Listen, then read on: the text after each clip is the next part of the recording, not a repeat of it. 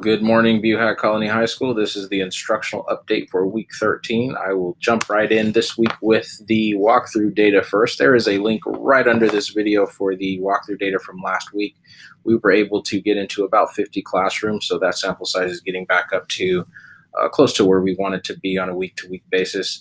And what we were seeing last week is that I feel like we're slipping back into some of our old CST era habits of instruction, where we're just kind of plodding along, giving students information or maybe just giving them work to do in a situation where we're covering information at a shallow DOK level one kind of situation. And we need to make sure that we are planning with intention to get us back up into that higher level of thinking, giving our kids opportunities to work with each other, collaborate, speak with each other.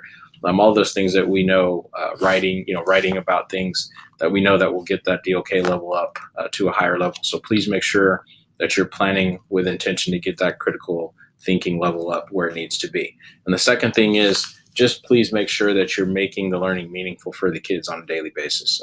When students understand what they're expected to know, they will engage more willingly and think at a higher level and learn at a more effective rate. So please make sure that you are communicating not just what you're going to be doing in class, but why. Why is it important? Why is it something that the kids need to learn? Make sure you're communicating that with the kids so they understand what it is that they're doing and why they're doing it. That leads me to the question of the week this week. It's an interesting question. Came across it as I was reading, like I usually do on the weekends. And the question was, if you were a student in your class, would you consider yourselves a part of a captive audience or a captivated audience?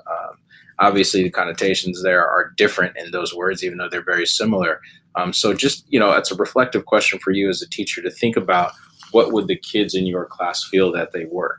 I know that some of our classes on campus, the kids have to take them. They're not electives. So you know that your classes are going to be full and the kids are going to be there and you're going to be able to do the things that you have to do on a daily basis. But that still doesn't release us from the professional, understanding that, hey, we should be trying to engage our students as much as possible to make the learning as effective as we can for them on a daily basis. So just a reflective question for you to consider as you go about your daily planning for your students.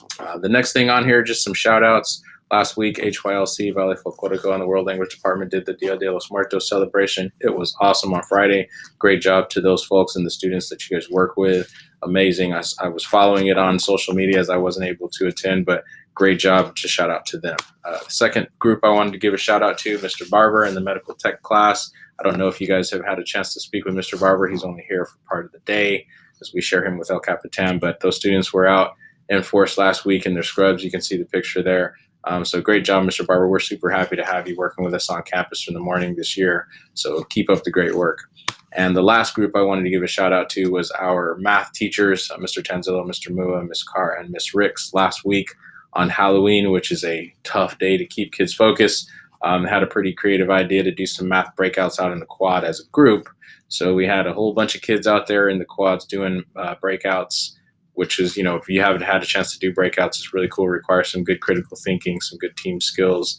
They had them out there doing their thing on Halloween, which great job, great idea, and a great way to engage the kids on a day that's pretty difficult to do so. So I wanted to give a shout out to them as well. Collaboration on Wednesday is in the staff meeting. We have a staff meeting in the library. Please be on time. Short of that, let's have a great week. Get started on Thunderland if you haven't yet. Roll Thunder.